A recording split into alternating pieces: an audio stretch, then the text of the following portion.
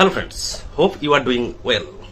আমি কেন বৌদ্ধ ধর্মর বিরুদ্ধে বা অন্যান্য মাংস অর্থাৎ সন্ন্যাসী যারা পরিবার বুদ্ধের মতো যুগে যুগে প্রাচীনকাল, মধ্যযুগ এবং আধুনিক কাল পর্যন্ত যারা গৌতম বুদ্ধকে অনুসরণ করে পরিবার ত্যাগ করেছেন এবং এখনো যারা করছেন, আমি এই সমস্ত ধারার বিরুদ্ধে।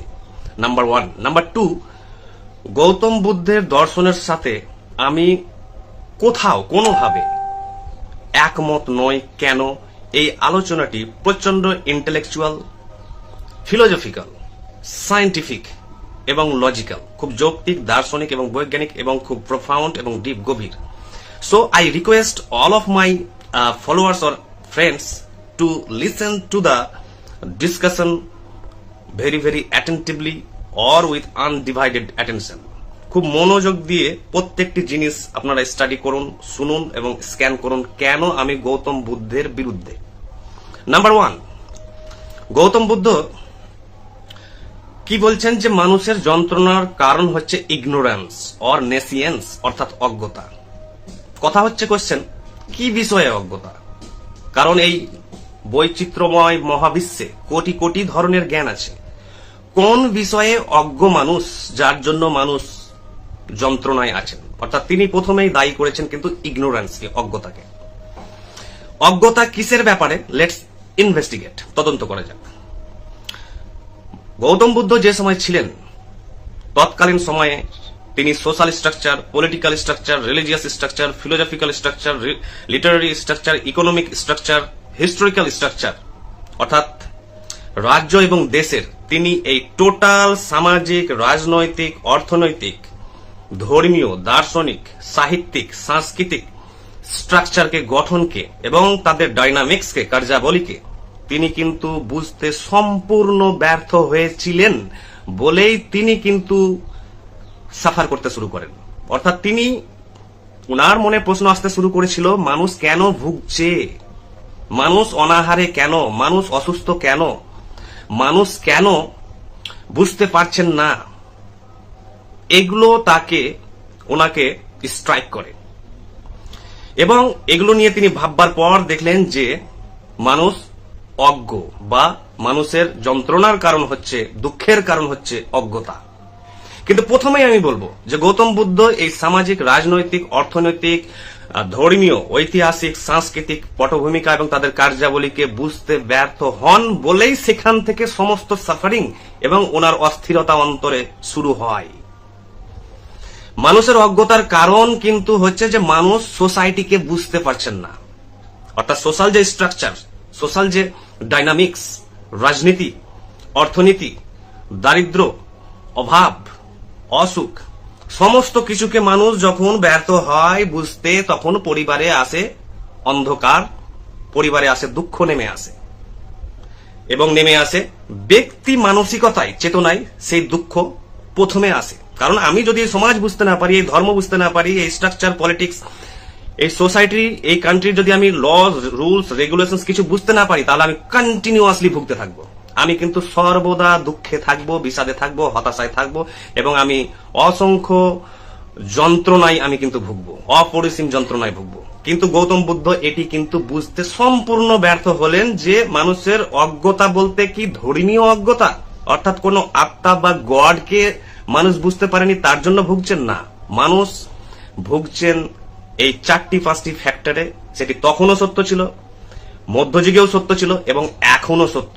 আজ 99.99 কোটি মানুষের মধ্যে সবাই এরা ভুগছে কেন? হতাশা, ডিজিজেস, ফ্রাস্ট্রেশন, ক্রাইম, অপরাধ থেকে, অসহিষ্ণুতা থেকে, সাম্প্রদায়িক অস্থিরতা থেকে, প্রতিবাদ থেকে, বিপ্লব থেকে, আন্দোলন থেকে শুরু করে এগুলো কেন?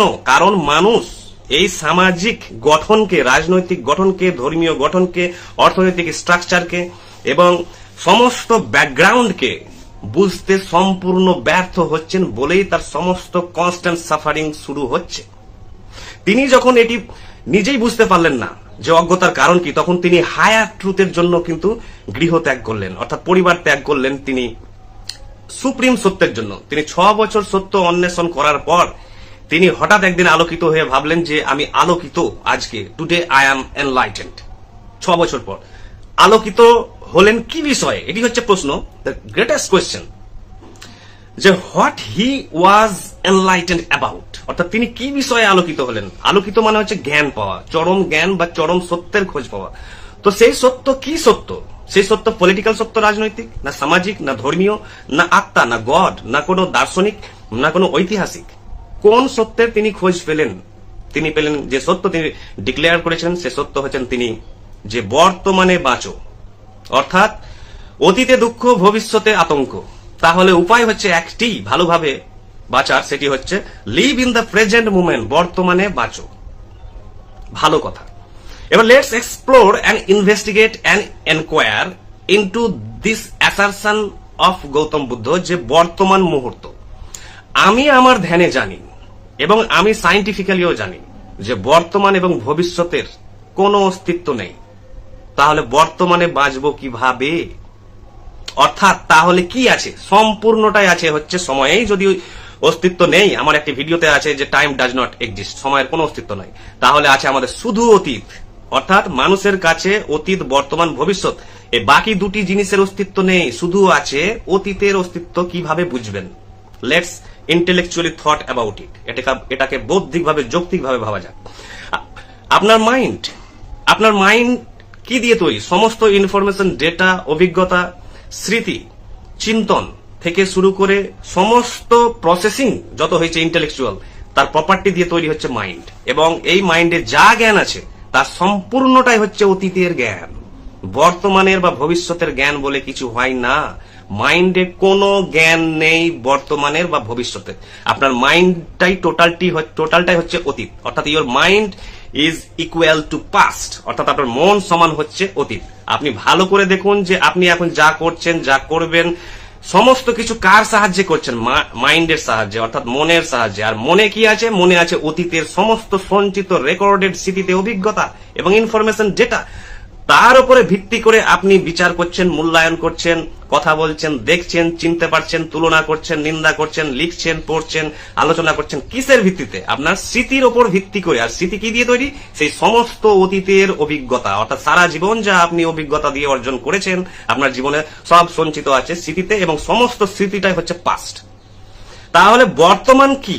বর্তমান হচ্ছে like a flash of lightning, একটি বিদ্যুতের ঝলকের মতো নিমিষে এসে সাথে সাথে অতীতের মাতৃগর্ভে বিলীন হয়ে যায়। তাহলে আপনি বর্তমানকে ধরবেন কিভাবে এবং বর্তমানে কাজ করবেন কিভাবে? কারণ বর্তমান হচ্ছে ফ্র্যাকশন অফ সেকেন্ডের জন্য অস্তিত্ব থাকে, অর্থাৎ খুবই ক্ষণস্থায়ী বর্তমান, যাকে ধরতে পারবেন না এবং যাকে মেজারও করতে পারবেন না, আপনি মাপতেও পারবেন না।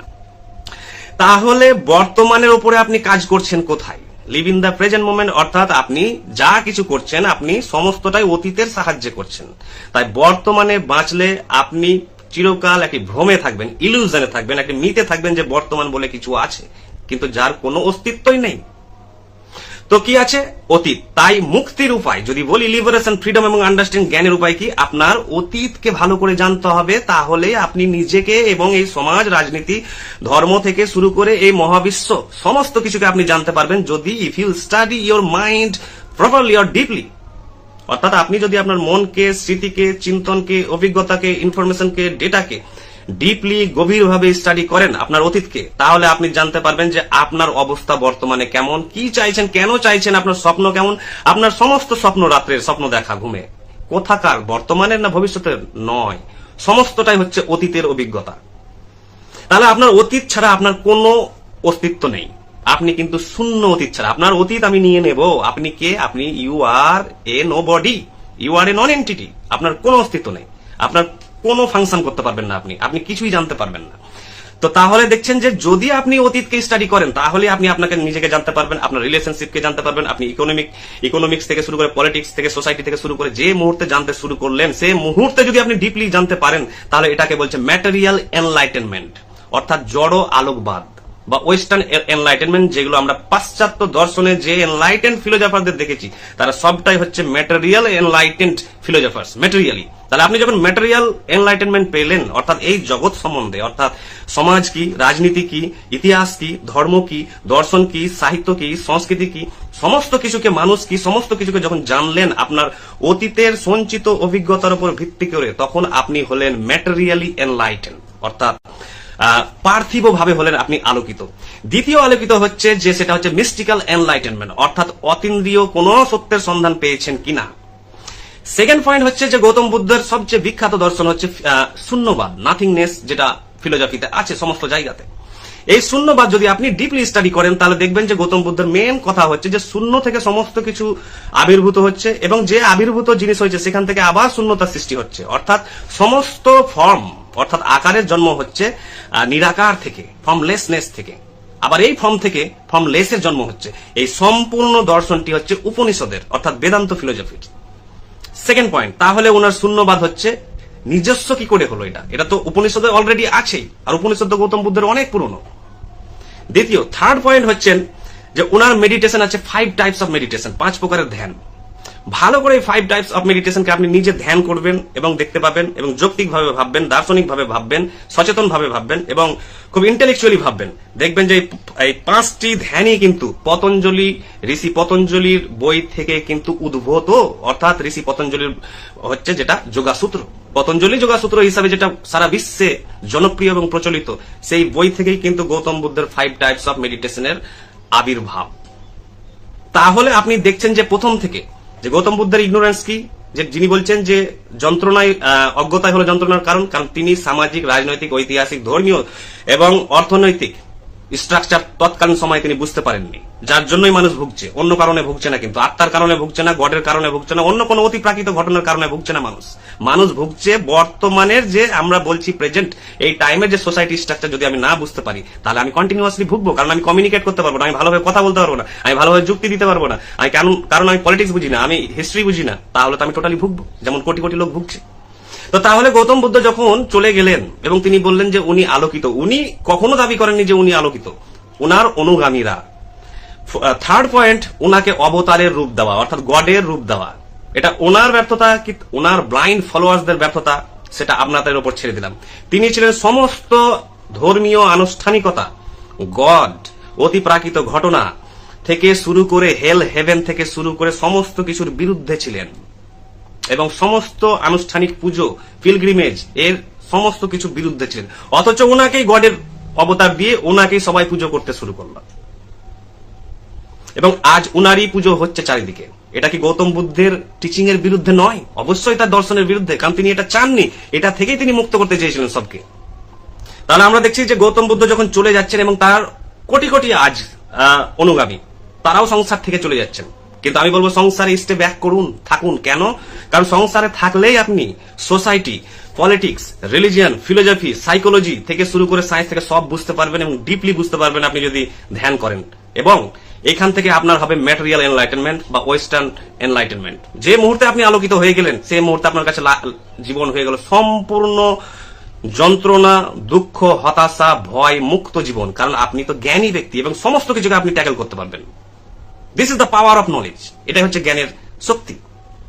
এবং যারা সত্যের জন্য গৃহ ত্যাগ করে চলে গিয়েছেন যেতেই পারেন, কিন্তু আমার মেসেজ হচ্ছে এটাই যে আপনারা যে সত্যই পান, আপনারা তো এখানে কোনো সত্য বুঝতে পারেননি, আপনি সোসাইটি বুঝতে পারেননি, পলিটিক্স বুঝতে পারেননি, সোশ্যাল কোন লাইফের ডাইনামিক্সই বুঝতে পারেননি, আপনি টোটালি চলে গিয়েছেন। সেখানে যে সত্য পেয়েছেন সেখান থেকে ফিরে এসে আবার পরিবারে ফিরে আসুন, কারণ পরিবার আপনার জন্য অপেক্ষা করছে। আপনি যদি ফিরে আসেন তাহলে আপনি পরিবারকে আলোকিত করতে পারবেন, আপনি আপনার বন্ধু বান্ধবকে, আত্মীয় স্বজনকে আলোকিত করতে পারবেন, আপনি আপনার কর্মক্ষেত্রকে আলোকিত করতে পারবেন, আপনি সমাজকে আলোকিত করতে পারবেন, আপনি একজন শিক্ষক হিসাবে যদি আলোকিত হয়ে শিক্ষক হন সমস্ত ছাত্রছাত্রীকে আলোকিত করতে পারবেন, ব্যাংক ম্যানেজার থেকে শুরু করে পলিটিশিয়ান থেকে পুলিশ প্রশাসন থেকে শুরু করে আপনি যদি আলোকিত একজন পদস্থ কর্মচারী হন তাহলে আপনি সবাইকে আলোকিত করতে পারবেন এবং সমাজ হবে সম্পূর্ণ, সভ্যতা হবে কিন্তু একটি আলোকিত বিউটিফুল সমাজ। তো তাই ভাবুন যে দুই ধরনের এনলাইটেনমেন্ট আছে, একটি হচ্ছে ওয়েস্টার্ন এনলাইটেনমেন্ট আর একটি হচ্ছে ইস্টার্ন এনলাইটেনমেন্ট অর্থাৎ ইন্ডিক এনলাইটেনমেন্ট। একটা ভারতীয় আলোকিত যে এনলাইটেনমেন্ট আর একটি হচ্ছে ওয়েস্টার্নটা হচ্ছে ম্যাটেরিয়াল এনলাইটেনমেন্টে বিশ্বাস করে, আর ইন্ডিয়ারা হচ্ছে ট্রান্সেন্ডেন্টাল আর মিস্টিক্যাল এনলাইটেনমেন্টে বিশ্বাস করে। এই দুটো এনলাইটেনমেন্টকে যদি একত্রিত করা যায় তাহলে আপনি হবেন সম্পূর্ণ নিখুঁত। আর রাস্তা হচ্ছে দুটি, আমি এর আগে ভিডিওতে বলেছি, একটি হচ্ছে সাইকোলজি আর একটি ফিলোজফি। আর এই সাইকোলজি এবং ফিলোজফিকে বোঝার বেস্ট উপায় হচ্ছে সাইলেন্স এন্ড মেডিটেশন, নীরবতা এবং ধ্যান। এর মাধ্যমে আপনি সম্পূর্ণ নিজেকে নিখুঁত করতে পারবেন এবং সমস্ত কি সত্য বা কি মিথ্যা সম্পূর্ণ আপনি যাচাই করতে পারবেন এবং আপনি একটি এই পৃথিবী প্রস্থানের পূর্বে আপনি সম্পূর্ণ একজন সন্তুষ্টি নিয়ে এবং পরিপূর্ণ জীবন নিয়ে এখান থেকে প্রস্থান করবেন। Thank you.